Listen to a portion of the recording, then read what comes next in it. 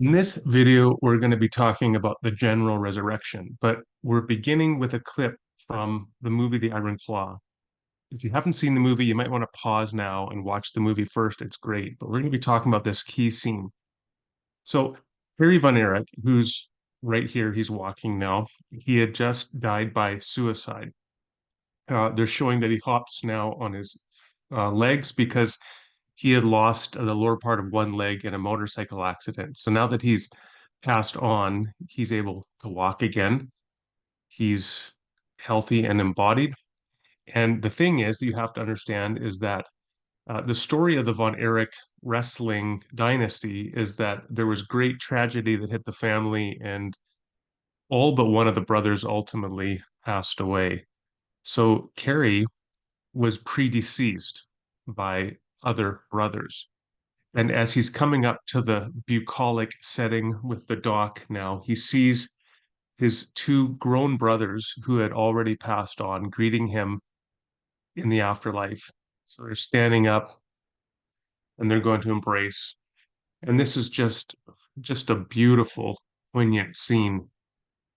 The other thing that we learn is that these brothers were all three of them were predeceased by another brother, Jack Jr., who died, I believe, before all of them were even born. But Jack Jr. was maybe 4 years old when he passed on. So at this point, after he's embraced his two brothers, Carrie asks about Jack. Where's Jack? And he says, right there.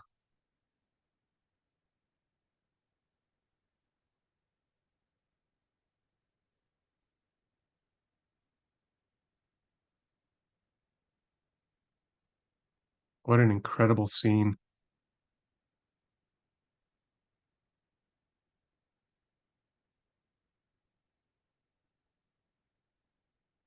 Imagine picking up your big little brother who died even before you were born. Now, there's a lot here in this scene that I want to talk about as we debrief the concept of the afterlife. Okay, that is a great scene. It's beautiful, it's poignant, it's centered on family, the things that really matter. It also illustrates to us some different understandings of the afterlife, which it's worth unpacking from a Christian perspective. So, first thing that's pretty clear here is I think that this clip, I mean, as beautiful as it is, we want to think about critically about some of these views of the afterlife. And the first thing is it I think it implicitly appeals to this idea that when you die, when you pass on, you simply go automatically into another ethereal existence. The Greeks called it Elysium, for example. And you have this just automatic reunion with others.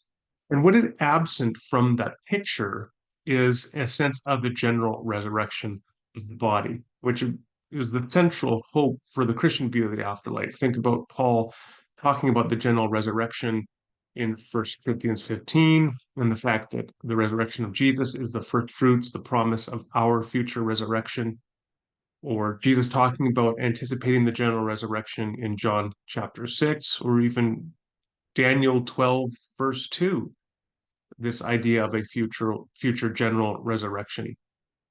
This idea has always been key for Judeo-Christian theology. Unfortunately, the influence of a Platonic overlay has deeply impacted much of the history of Christian theology. So that many people don't really value and think about the general resurrection as such. They just think about going on in existence. Now, when does the general resurrection happen? Well, the most common view, I believe the correct view within Christian theological perspective is that the general resurrection will be this future singular event in which all people are raised. So, as Paul talked about again in 1 Corinthians 15, Jesus is the first fruits for this coming harvest, this coming resurrection of all people in a singular event. And that means that the general resurrection hasn't occurred yet. So if it hasn't occurred yet, then what that means is that prior to the general resurrection, we're in another state, and that's commonly called the interim or intermediate state. It's the state from death to the point of the general resurrection, where we come back to life as embodied and resurrected beings. So here's a great question. Where are we in this interim or intermediate state? And there's a lot of room for theological debate and speculation on this question. We have metaphors and images. For example, Jesus, when he shares in Luke the parable of the rich man and Lazarus, he talks about Lazarus, describes Lazarus as being comforted at Abraham's bosom. Now, the first thing we want to emphasize about this parable is that the primary purpose of the parable is not to tell us about the afterlife. The primary purpose of that parable is to tell us how God values the poor and the disenfranchised and the forgotten. Because the key thing in that parable, really, the most important thing, is that the rich man is never given a name. He's just the rich man. But the poor man, the forgotten man who begged at the city gate, he is given a name. His name is Lazarus. So right there, this is a reversal, like we see so clearly, for example, in the Beatitudes of the first will be last and the last first. It is the person who was forgotten begging at the city gates who is given a name. And it is the person who oppressed or ignored or discarded him who is forgotten. And then this feeds into their respective states, one of them in a blessed state of existence, Lazarus, and the other person in a state of suffering and anguish, the rich man. But the main point, I don't think, is to give us a roadmap of the afterlife. Rather, the main thing is to challenge each one of us in our thinking about who do we value and how do we treat people in the here and now. That's the main point of the parable. Having said that, we can also say that the parable assumes a background understanding of the afterlife and appeals to it. So it is that background and understanding or assumption which frames the discourse, the story of Lazarus and the rich man, which challenges us to think about how we treat the poor in our midst. And that story is not talking about the general resurrection. The assumption here is the interim or intermediate state.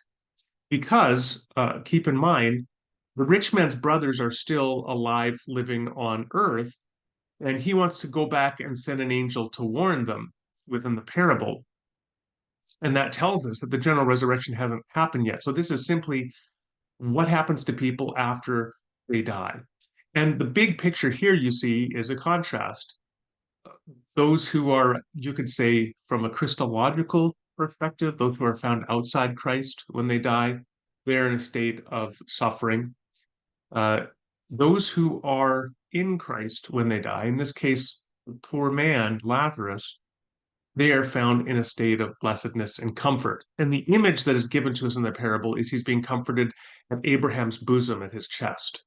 Now, you don't have to understand that literally, of course. The main point is that it's a state of being in comfort. And one thing then that this brings to us is that the parable implies that there is ongoing consciousness of persons between death and that future resurrection state.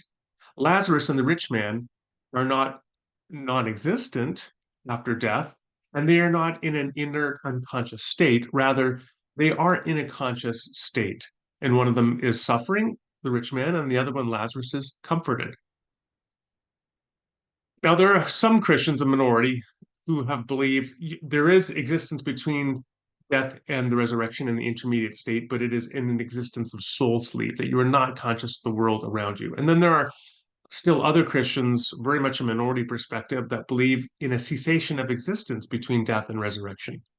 But I think we can reasonably infer from the background theological framework of the parable of Lazarus and the rich man that the understanding Jesus is assuming and working with is that there is conscious existence and awareness between death and resurrection in the intermediate state. Which brings us back to the narrative in the iron claw. Is it possible that these brothers could have existed, interacted with one another, and had conscious awareness of one another in this intermediate state prior to a general resurrection? And maybe their sort of dreamlike experience at the dock, and then Carrie greeting Jack Jr. and embracing his other brothers as part of this dreamlike state that this is the equivalent for them of being comforted at Abraham's bosom. I think that's a very reasonable assumption. What I would say then is that we don't have to watch that clip and say that this is just misbegotten sentimentalism, but we can't say anything more about it. I think that a clip like that seen from the Iron Claw gives us a reasonable hope for the kind of blessedness and comfort that those who die in Christ may find in the afterlife. Now, one thing I just want to put a pin in here, because it's not really the focus of this video, but the question of what does it mean to be in Christ when you die? And that's a whole nother conversation. So I'm not going to talk about that here. But simply, for those who are in Christ, in this state, much like Lazarus was, that there's timeless existence in a state of blessedness, experience, awaiting the general resurrection, as is exemplified by Carrie, comforted with his brothers and meeting his youngest brother, Jack Jr. Now, the last thing I want to talk about before I conclude this video is the general resurrection itself. And in particular, how old will we be, in terms of our bodily presentation at the general resurrection?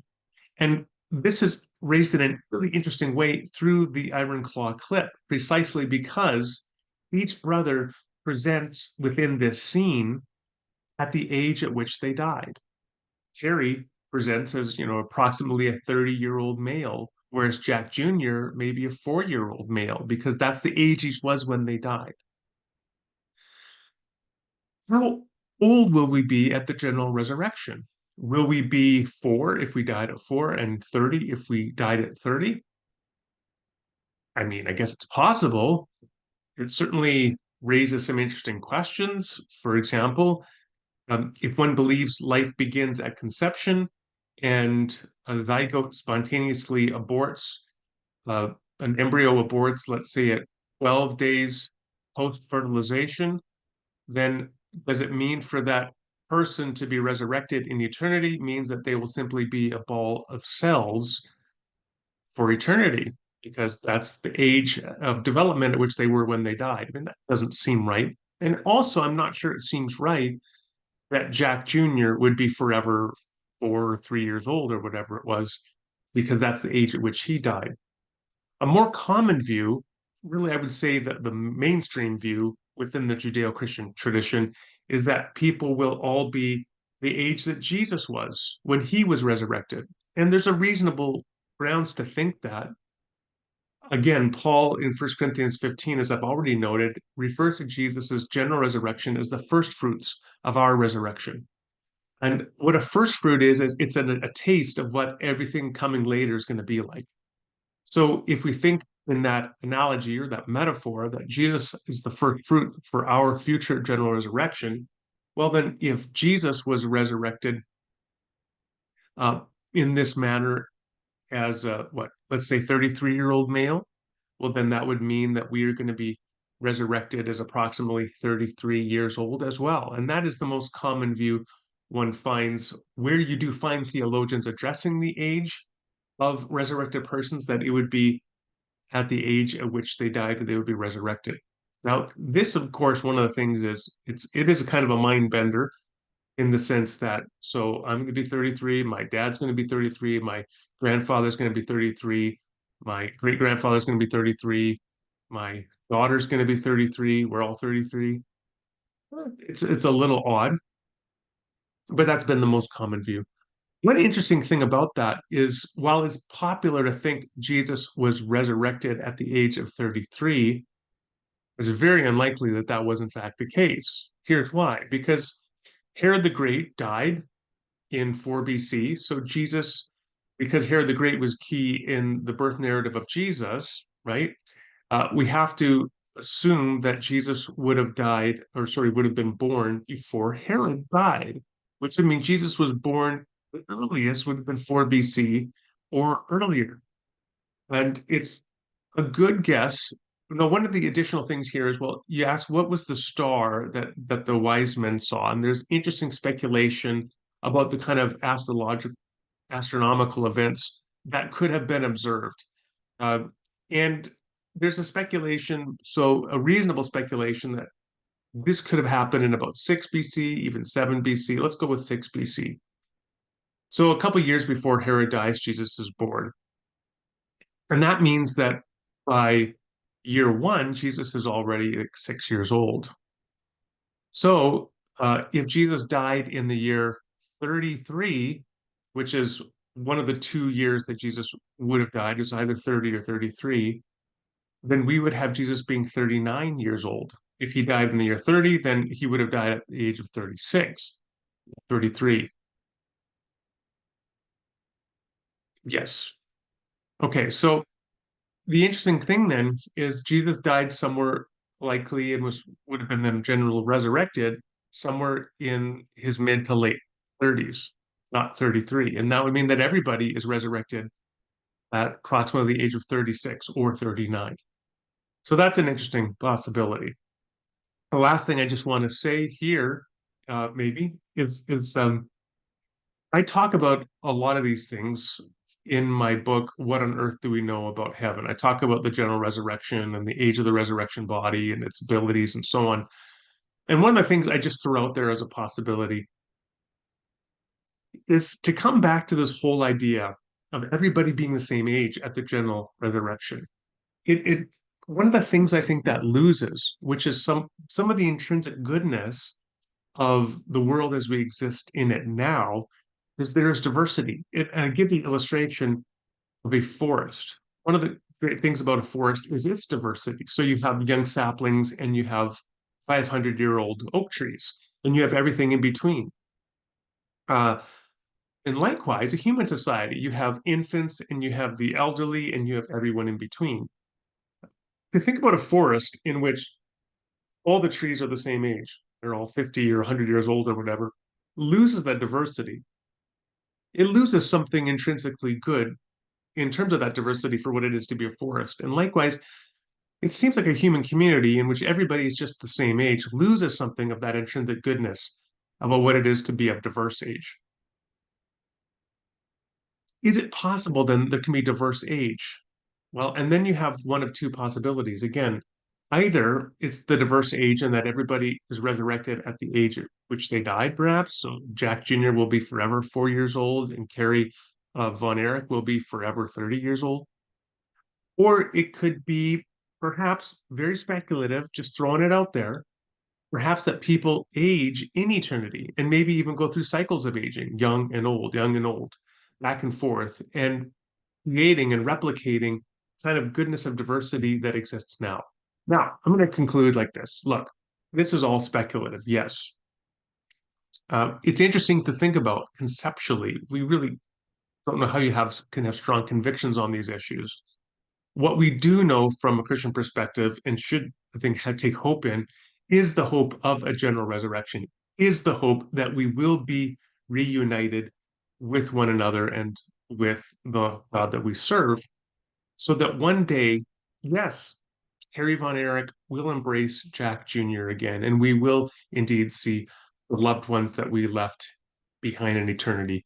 We will be reunited with them once again as well.